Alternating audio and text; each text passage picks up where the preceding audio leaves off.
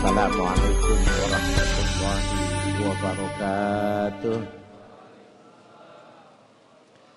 Bismillah walhamdulillah wassalatu wassalamu ala rasulillah Sayyidina Muhammad ibn Abdullah wa alihi wa sahbihi wa mawala la hawla wa la quwwata illa billah amma ba'du. Bapak-bapak, ibu-ibu, jamaah salat zuhur, pada siang hari ini kita akan membahas surah Al-Baqarah ayat 233. Satu ayat ini yang sangat esensial, yang sangat penting bagi kita untuk kita memahami, menyangkut tentang nasab, ya, hak asuh, termasuk persusuan, perwalian yang menjadi menarik untuk kita membahasnya. Bapak-bapak sekalian, ibu, saya tidak menganjurkan untuk disebut namanya, tetapi kalau paham dengan yang saya sebutkan ini, jangan disebut namanya. Ada selegram yang menuntut anaknya untuk mendapatkan hak waris, dapatkan perwalian dari seorang, ya, tokoh figur, mantan gubernur. Sebenarnya dalam perspektif Islam itu menentukan anak itu bagaimana? Karena status anak itu sama, lahir dari perkawinan yang sah atau lahir dari sebuah yang ilegal, kedudukan anak itu sama.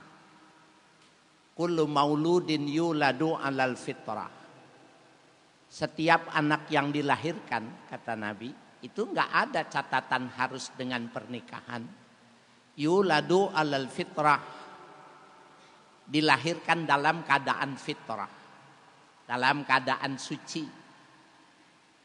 Kalau anak itu lahir dari luar pernikahan, maka yang salah laki sama perempuan yang melakukan hubungan seksual. Tidak ada dosa warisan. A, si B melakukan kesalahan, dosanya buat anaknya sehingga anak itu dipanggil anak haram. Itu tidak adil. Ya, nggak ada anak haram dalam Islam itu.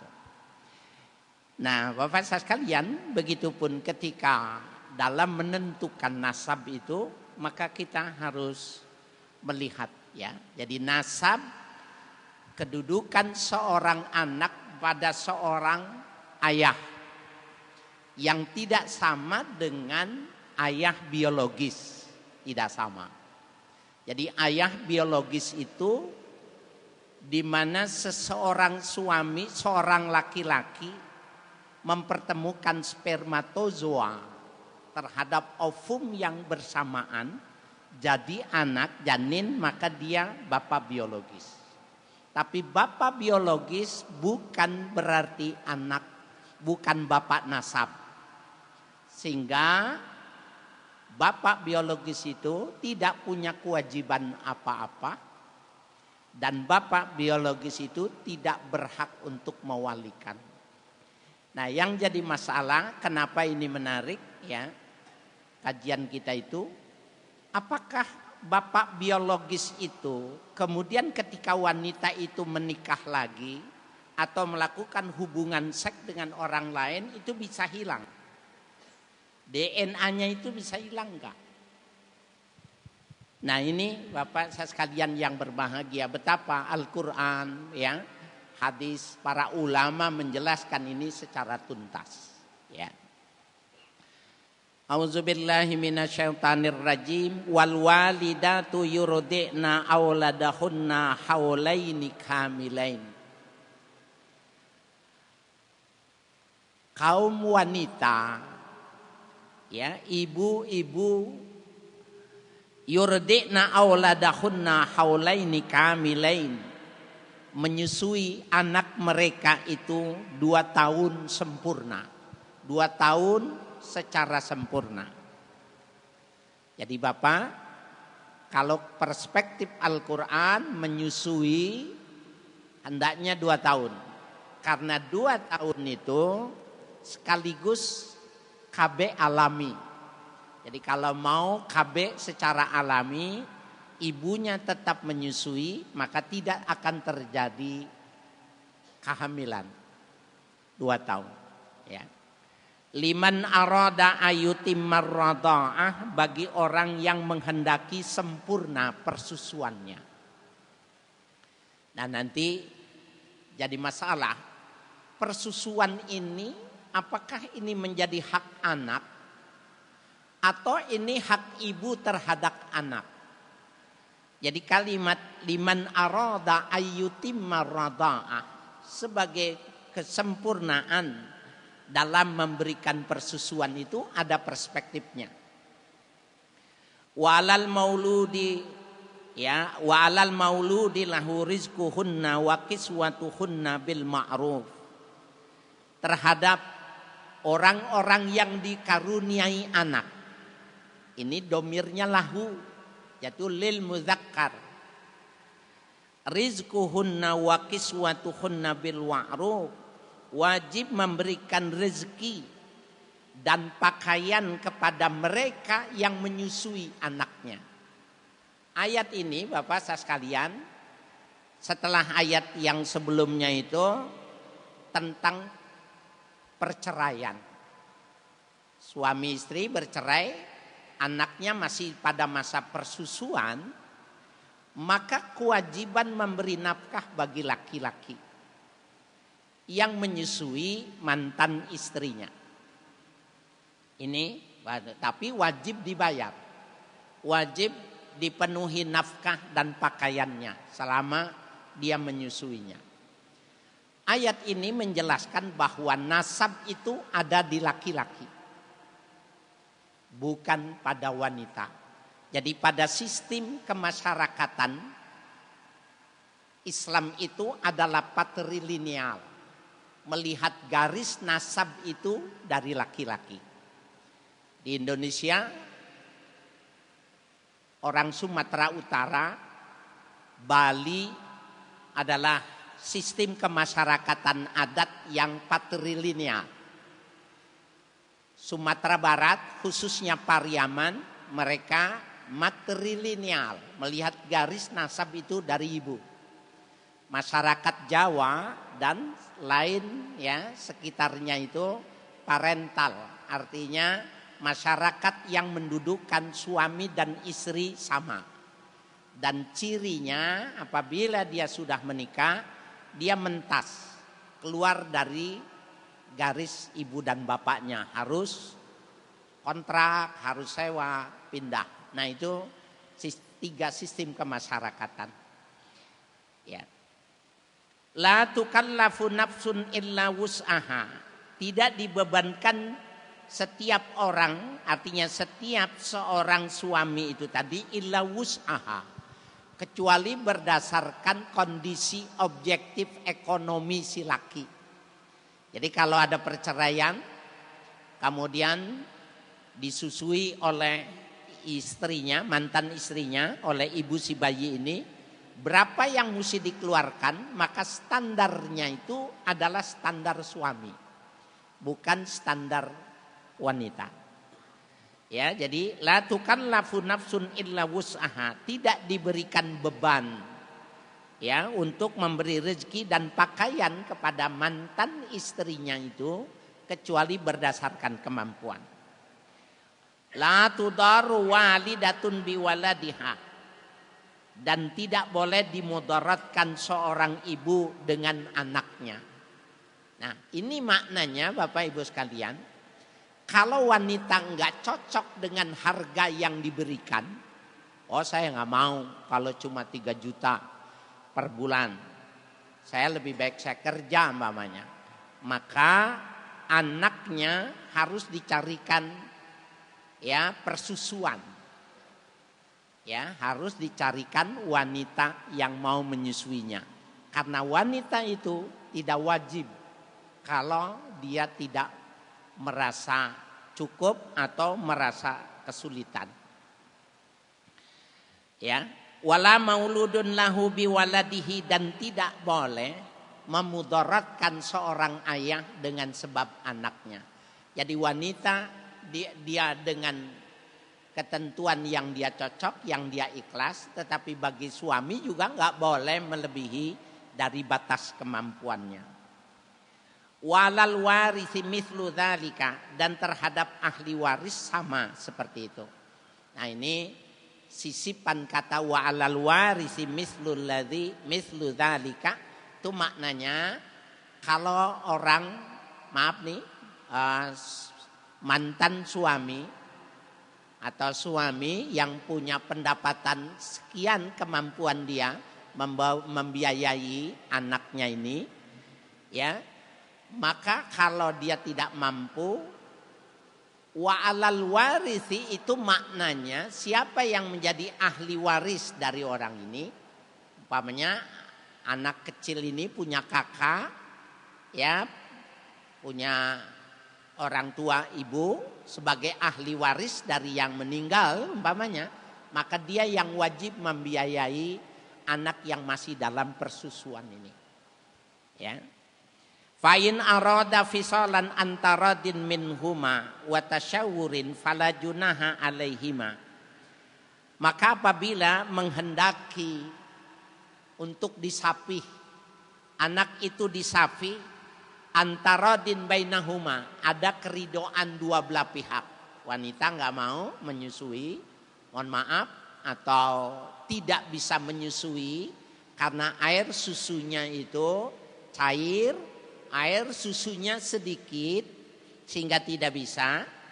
Kemudian anak ini mau disapih, ya. Jadi fa in arada fisalan antaradin, ya, minhuma, maka apabila berkehendak untuk menyapi, ada keridoan dari kedua belah pihak, wa tasyawurin, dan dia bermusyawarah, fala junaha alaihima, enggak berdosa.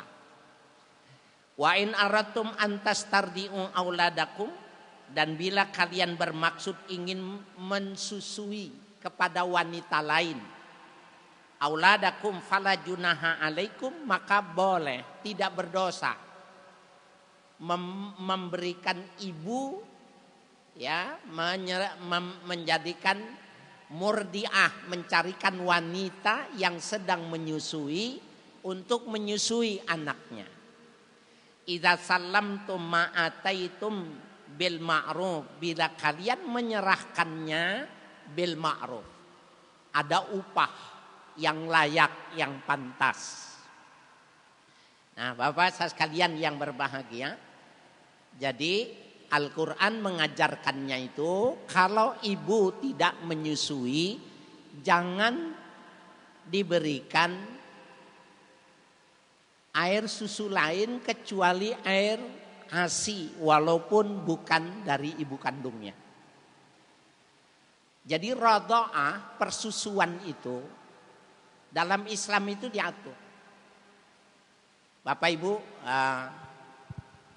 rileks kita memahaminya ini, jangan ya terburu-buru. Di zaman Nabi itu, onta itu menjadi sebuah perdagangan, komoditi ekspor. Sapi, kambing, dan 3 binatang ini susunya itu dibudidayakan. Tetapi Nabi Muhammad tidak diberikan air susu dari 3 binatang ini. Tidak diberikan susu sapi, susu onta, atau susu kambing. Tapi ketika orang itu sudah dewasa, dianjurkannya oleh Nabi itu minum susu kambing. Tapi ketika bayi tidak ada. Tidak ada satu ayat pun, tidak ada satu hadis pun anjuran Nabi memberikan susu anak itu dengan susu binatang. Oh, saya kasihnya susu kedelai mamanya. kelebihannya dari ASI, susu nabati, dan susu hewani?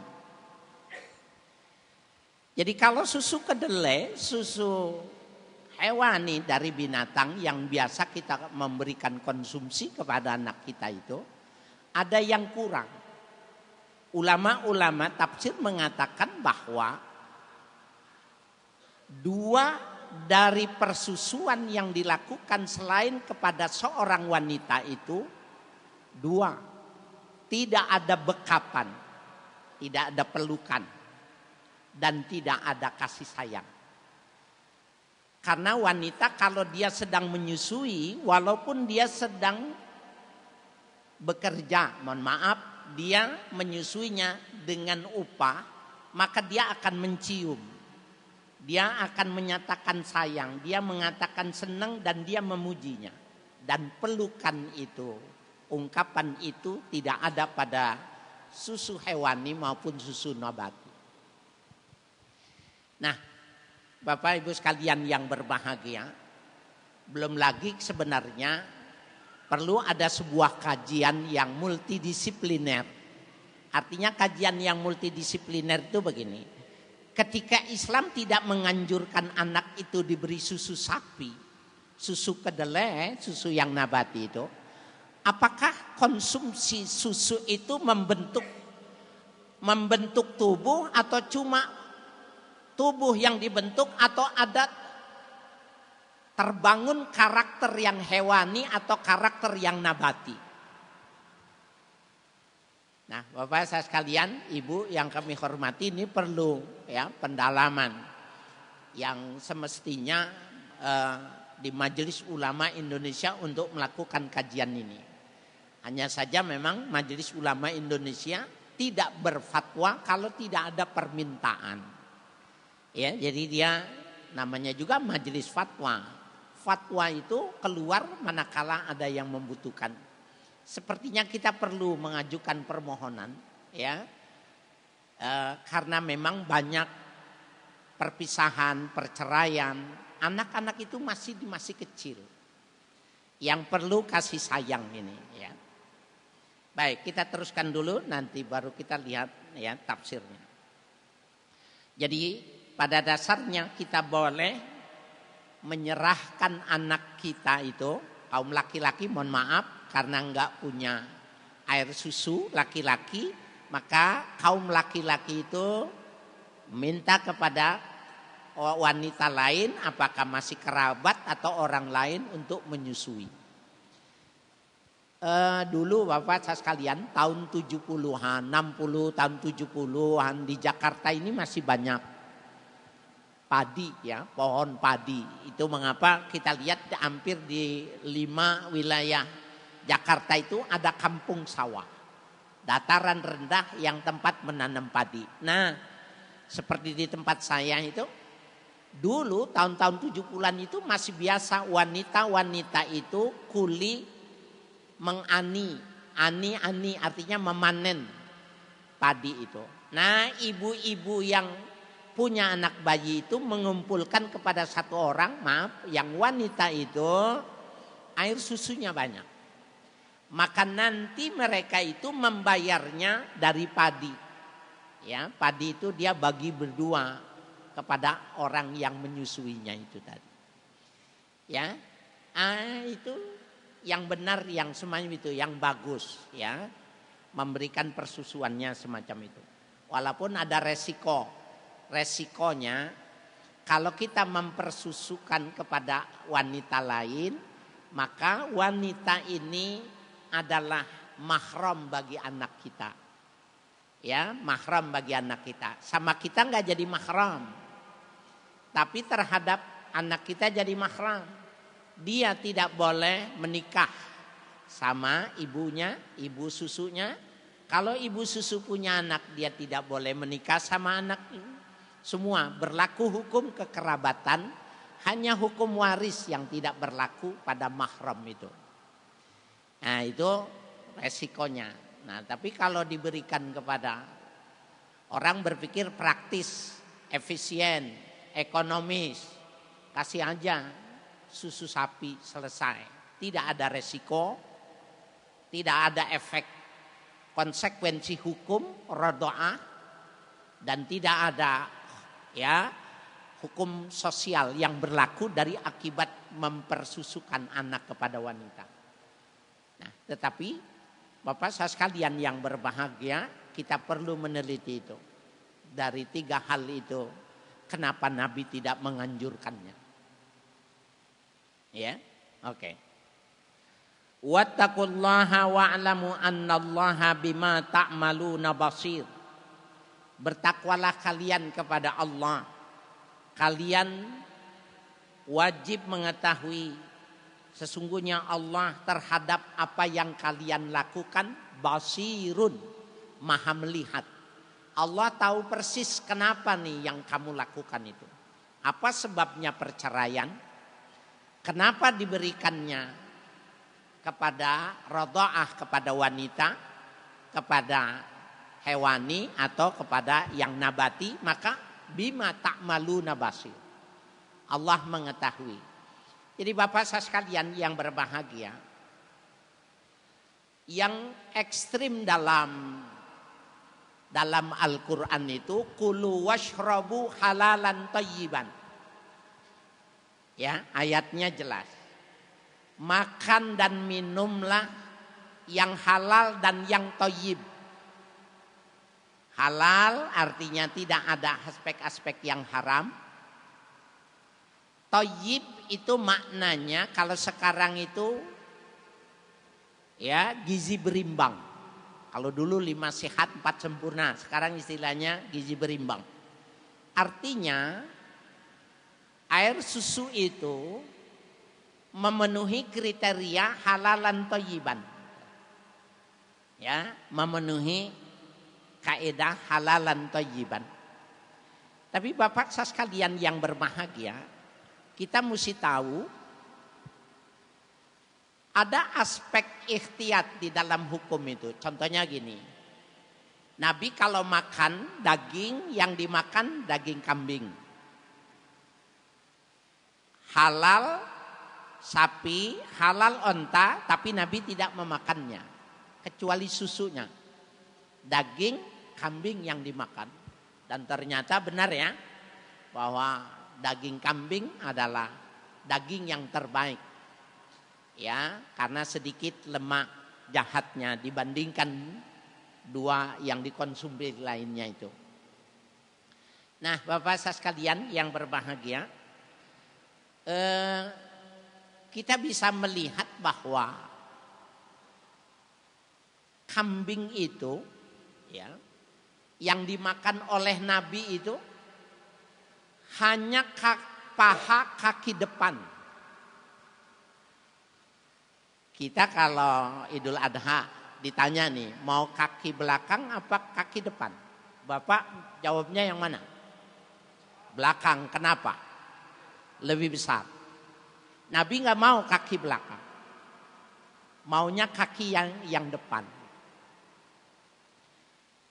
Orang bertanya, kenapa kau nggak mau ya Rasul? Dan jawabannya nggak ada di benak kita.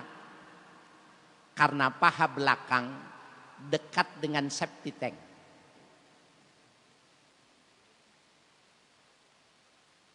Sehingga Nabi nggak mau tuh. Kalau kita torpedonya aja kita makan. Coba kalau Idul Adha yang hilang duluan apa? Torpedo. Nabi pahanya aja dekat sama septic tank nggak mau. Apa itu torpedo gitu. Nah, jadi betapa isyaratnya Bapak Saudara sekalian, segala sesuatu itu ada efek, ada pengaruh.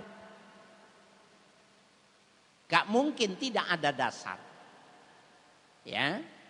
Bahkan Bapak Ibu sekalian yang berbahagia, ternyata kalau diteliti paha belakang dengan paha depan itu, ya dia lebih sehat yang paha depan karena lemaknya tidak ada, lemak jahatnya. Jadi sungguh luar biasa ya apa yang kita mendapat pelajaran dari Nabi kita Muhammad SAW. Alhamdulillah. Baik Bapak sekalian yang berbahagia. Kemudian di dalam sarahnya dikatakan wa zahabal wahidi ila annal murada bihinna az-zaujat. Bahwa yang dimaksud dengan ayat ini memberi rezeki ini adalah istri. Di anna ja'alahunna rizquhunna wa kiswatuhunna walau kunna mutalliqat. Karena ayatnya itu mengatakan rezeki bagi wanita-wanita itu, pakaian bagi wanita itu walaupun wanita itu sudah dicerai. Jadi anak yang dilahirkan itu nasabnya ke ayah, tetapi yang menyusuinya boleh diberikan kepada ibu kandungnya atau ke wanita yang lain, tapi harus dibayar. Jadi komersial. Jadi kalau bapak, ya ini ekstrim nih, mudah-mudahan tidak menjadi ide sama istri-istri bapak di rumah ini. Gini, istri bapak hamil ya, lahiran gitu. Kemudian dibungkus bilang gini, Pak, Ayah, Bapak, AA, ini anaknya udah lahir, saya serahkan, kewajiban saya sudah selesai. Kalau mau menyusuinya, maka 1 bulan 3 juta. Kata istri kita bilang gitu, Bapak wajib bayar. Tapi wanita-wanita nggak ada yang seperti itu. Kenapa? As-safaq. Safaqna alaihim, mereka punya cinta. Maka tidak ada otak komersial dari orang yang melahirkan itu. Tapi ayatnya mengatakan alaihinna rizquhunna wa kiswatuhunna. Harus, karena itu anak bapak. Nah, Bapak sekalian yang berbahagia, kita mesti memahami ini ya, bahwa orang yang namanya ibu, kenapa ibu lebih mudah masuk surga?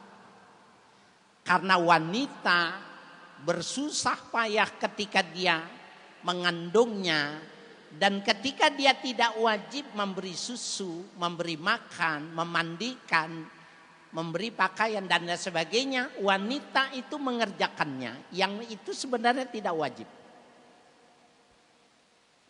Jadi kita mesti cari pembantu, karena dia tidak berkewajiban terhadap anak. Nah, oleh karena itu Bapak sekalian yang berbahagia, ini perlu kita memahaminya, karena memang dalam ajaran kita itu seperti itu. Jadi betapa bisa dibayangkan anak yang melakukan ibadah, maka ibunya lah yang pertama mendapatkan catatan kebaikan, karena dia adalah madrasatul ula, sebagai madrasah pertama, sekolah pertama yang mendidiknya. Padahal tidak wajib.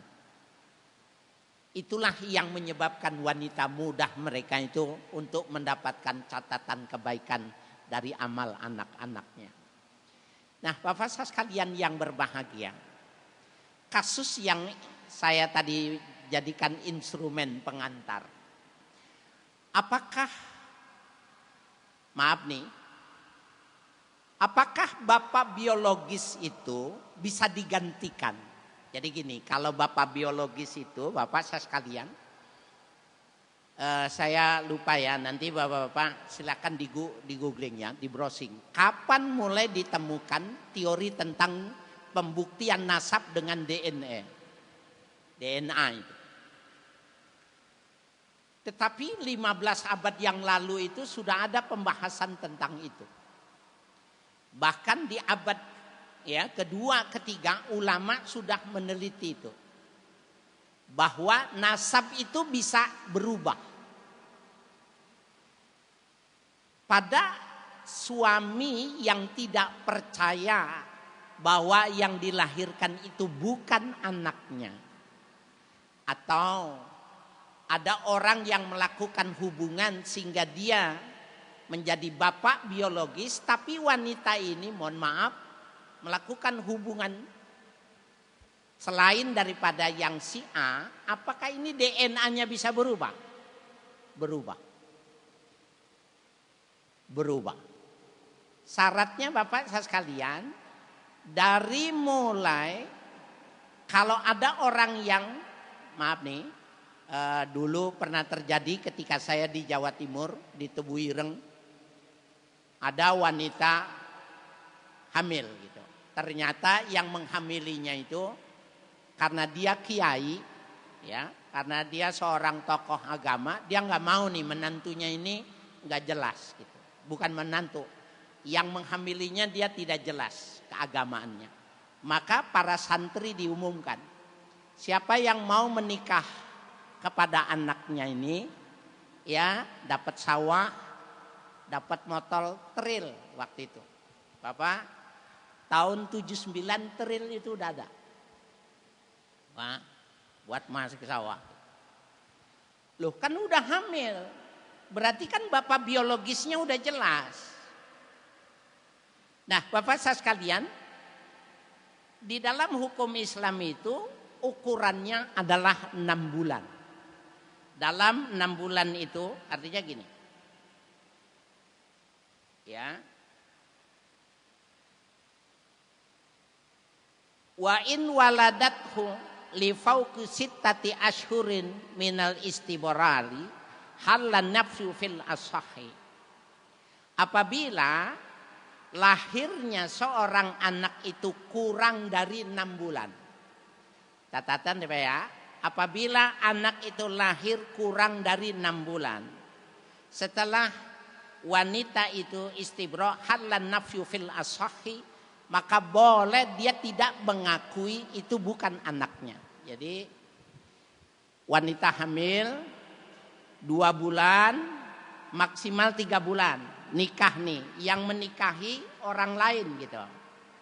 Maka masa pernikahan sampai dengan lahir berarti 5, 6, 7, 8, 9. Kalau 5 bulan anak ini tidak bernasab kepada bapak yang baru.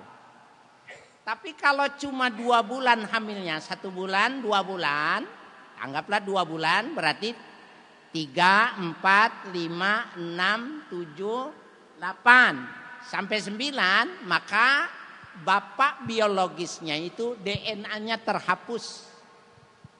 Dan anak itu menjadi anaknya bapak yang meneruskan. Jadi jangan heran Pak pada kasus yang terjadi di masyarakat, jangan disebut namanya. Kalau bapak biologisnya ini DNA-nya bukan, iya tapi lu mainnya sama siapa aja. Rubah Pak. DNA baru kemarin sore, tetapi 15 abad itu sudah dibahas. Dia bisa berubah kalau memenuhi 6 bulan. Tapi kalau kurang dari 6 bulan, anak itu disebut dengan ibnul ummi. Anak ibu. Jadi tidak punya ibnul abi, tidak punya. Kalau dia mau menikah gimana? Ya, as-sultanu liman waliyun liman la waliyalahu. Raja adalah wali bagi anak yang tidak punya wali. Jadi kalau tidak ada nasab, maka yang menikahkan dia itu Pak Prabowo. Hebat nggak? Ex officio Menteri Agama, Dirjen Kemasyarakatan Islam, terus ex officio kepada kepala kantor urusan agama. Harus kepalanya, nggak bisa naibnya. Sudah diatur Pak. Jadi nggak bisa seorang wanita, orang dulu dia yang bikin. Iya tapi lu mainnya sama siapa aja. Keusak gitu. Apa bahasa Indonesianya? Ketip ek. Nah, Bapak saya sekalian yang berbahagia. Jadi ada beberapa hal yang kita mendapatkan pencerahan dengan ayat ini mah secara kebetulan ya, karena memang kitab ini kita urut Pak ya, tafsir ayat lagi urut, bukan dicari-cari supaya nyebutin kasus itu, enggak, itu mah kebetulan aja. Makanya supaya tidak jadi ghibah, supaya tidak jadi berdosa, jangan disebut.